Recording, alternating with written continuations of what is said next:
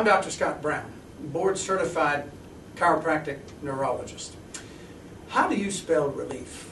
Well, if you came along at the time that I did, the slogan was ROLAIDS. And so this was sort of the sign of the times that we basically treat the symptoms, which is to say relief, of various types of stomach disorders with a drug. And for those of you who are looking for that, this is probably not a video that you want to watch. But what I have to tell you today is really is going to surprise many of you. And that is that dysbiosis of the gut, where you have gut-associated lymphoid tissue that's out of balance, can contribute to functional hypothyroidism, autoimmune disorders, adrenal stress, estrogen dominance, megablastic anemia, that's B12, which depends on hydrochloric acid, pancreatic enzymes, mood and depression problems, people having weight loss issues, not able to lose weight due to GI inflammation, nothing to do with what they eat, cardiovascular disease, chronic fatigue, neurodegeneration, liver detoxification, gluten sensitivity, and casein sensitivity. And the list really goes on. So those of you who have chronic conditions that you may not think have anything to do with the gut may very well have something to do with the gut. The American Gastrointestinal Association did a survey of their physicians. And according to the physicians who treat strictly GI disorders, in 40% of their patients, they could find no pathological, radiological, laboratory, or structural findings to indicate what the problem was. And what we think in functional endocrinology and functional neurology is that treatment is doomed to fail if you treat a condition with anti-inflammatory drugs, antacids, and nervous system inhibiting agents without looking for the cause of the problem. It's absurd to give relief with drug treatment without looking at the triggering mechanisms. There's been a complete failure of allopathic medicine because the treatment is for symptoms rather than looking for the cause of the GI dysfunction. Something you also may not know is that 60 to 75% of the immune system is dependent on GI function. The GI handles toxins that comes into the system, metabolic hormone function, nutrient absorption, energy, ATP production. And the GI relates to pain, inflammation, oxidative stress, thyroid, adrenal, autoimmune, estrogen,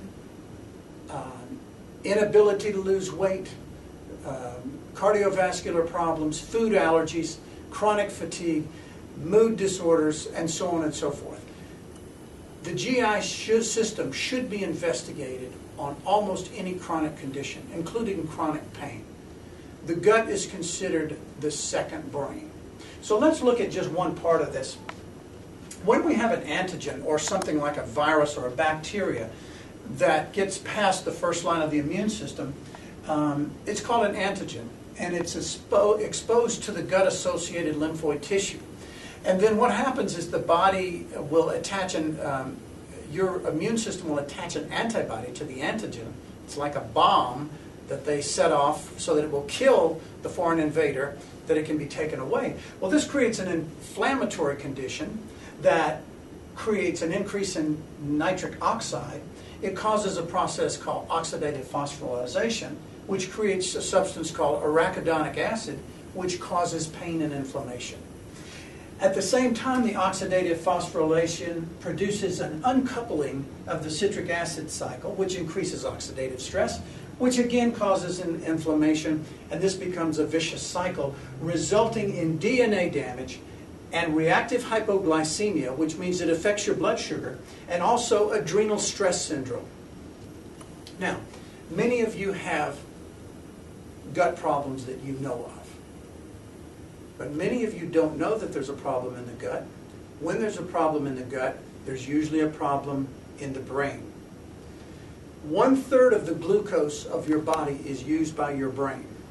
Since the brain and the gut are closely associated, in functional neurology, we do a comprehensive neurological exam, but at the same time, we look at laboratory findings and any special tests that you may need for us to determine all the different coefficients that may be operating with your particular condition. For instance, some of you may have an insulin resistance problem or be pre-diabetic or diabetic and be gaining weight, and some of you may have an adrenal exhaustion problem, and some of you may have a thyroid problem, and some of you may have an autoimmune disorder problem, but all of these things depend and are associated with gut dysfunction.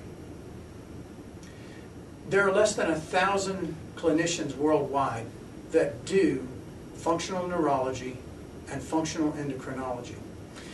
If you go to our website, www.browncnc.com, you can get in touch with my team and get on the waiting list to see me in my practice. If you do not live in my area, the Denver, Lakewood, Colorado area, I will try to find somebody that's in an area near you. But before and while you're on my waiting list, I like to screen my patients with a short 5-minute phone call to see if your particular type of condition fits our approach. Either way, I hope I can help you find the health care that you need, whether it's me or whether I have to refer you to somebody else. Thank you.